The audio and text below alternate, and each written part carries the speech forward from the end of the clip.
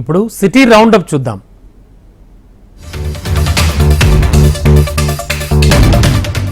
నిర్బంధాలు పెరిగినప్పుడు ప్రజా ఉద్యమాలు పుట్టుకొస్తాయని పౌర హక్కుల సంఘం నాయకులు ఆచార్య హరగోపాల్ అన్నారు. పౌర హక్కుల సంఘం 50 వసంతాల ముగింపు సభలకు సంబంధించిన పోస్టర్ను హైదరాబాద్ బషీర్బాగ్ ప్రెస్ క్లబ్లో పౌర హక్కుల నాయకులతో కలిసి ఆవిష్కరించారు. మార్చి 9, 10వ తేదీల్లో 50 వసంతాల సభలను సుందరయ్య విజ్ఞాన కేంద్రంలో నిర్వహించనున్నట్లుగా హరగోపాల్ తెలిపారు. 1973లో సంఘం ప్రారంభించిన సమయం కంటే ఇప్పుడు దారుణంగా ఉందని, 2024 తర్వాత రాజ్యాంగ విలువలు, ప్రజాస్వామ్య వ్యవస్థ భవిష్యత్తులపై గందరగోళ పరిస్థితి ఏర్పడిందన్నారు అని అసహనం వ్యక్తం చేశారు. ఆయన రాష్ట్రాల్లో పౌర హక్కుల విధ్వంసం, హక్కుల నాయకులపై నిర్బంధం, ప్రశ్నించే గొంతుకలపై అణచివేత, ఊపా చట్టం దుర్వినియోగం వంటివి రాష్ట్రంలో జరిగాయన్నారు. పౌర హక్కుల సంఘం భవిష్యత్తులో కూడా ఇంతకు మించి ప్రజా ఉద్యమాలు చేపడుతుందని హరగోపాల్ స్పష్టం చేశారు.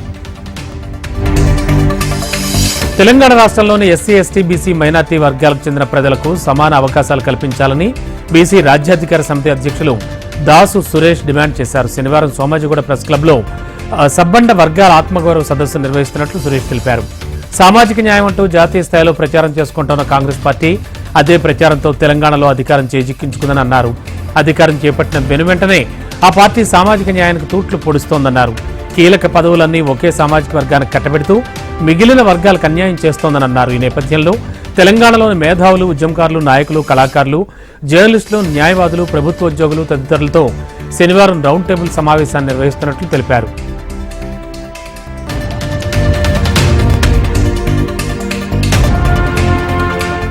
అత్తాపూర్ ఎస్వీఎం గ్రాండ్ వెంగమాంబ హోటల్లో GHMC food inspector, Rajendra Nagar deputy municipal commissioner ఆకస్మిక తనిఖీలు నిర్వహించారు. హోటల్లో పాచిపోయిన చికెన్, కుళ్లిన కోడిగుడ్లు చూసి అధికారులు విస్మయం చెందారు. 3 రోజుల క్రితం తయారు చేసిన తందూరి చికెన్, మటన్ కర్రీలను ఫ్రిడ్జ్లో భారీగా నిల్వ చేసినట్లు గుర్తించారు. హోటళ్ల యాజమాన్యంపై అధికారులు సీరియస్ అయ్యారు. భారీగా జరిమానా విధించి మరోసారి ఇలాంటి ఘటనలు పునరావృతమైతే కఠిన చర్యలు తప్పవని వార్నింగ్ ఇచ్చారు.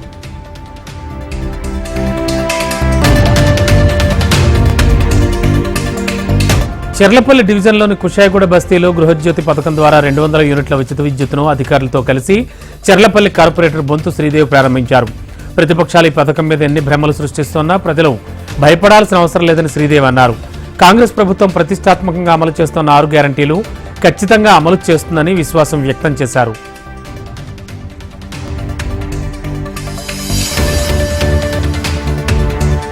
నేషనల్ సైన్స్ డే వేడుకలను సెయింట్ యాన్స్ కాలేజీలో ఘనంగా నిర్వహించారు. సర్ సివి రమణ్ కు గుర్తింపుగా జరుపుకునే నేషనల్ సైన్స్ డే సందర్భంగా సెయింట్ యాన్స్ కాలేజీలో సైన్స్ ఎగ్జిబిషన్ కార్యక్రమం నిర్వహించారు. ప్రతిభ కలిగిన విద్యార్థులు రూపొందించిన ఆవిష్కరణలను కాలేజీలో ప్రదర్శించారు. నగరంలో వివిధ పాఠశాలకు చెందిన సుమారు 600 మంది విద్యార్థులు ఇందులో పాల్గొన్నారు. యంత్రాల రూపకల్పన, వాటికి ఉపయోగాలను విద్యార్థులు వివరించారు. ప్రస్తుతం విద్యార్థుల్లో ఐక్యూ లెవెల్స్ బాగా ఉంటున్నాయని, వాటిని ప్రదర్శించేందుకు ఇలాంటి వేదికలు దోహదపడతాయని కార్యక్రమానికి ముఖ్య అతిథులుగా హాజరైన వారు కొనియాడారు.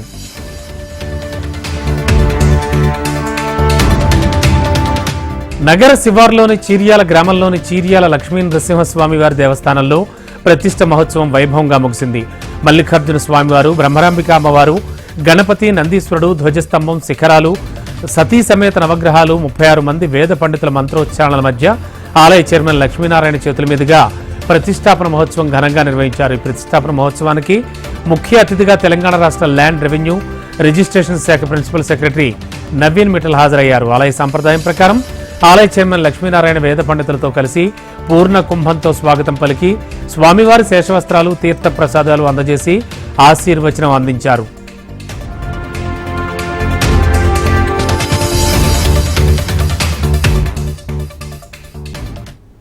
ఇవి ఇప్పటివరకు ఉన్న అప్డేట్స్. చూస్తూనే ఉండండి హెచ్ఎం టీవీ. వార్తాగదు, నిజం దాగదు.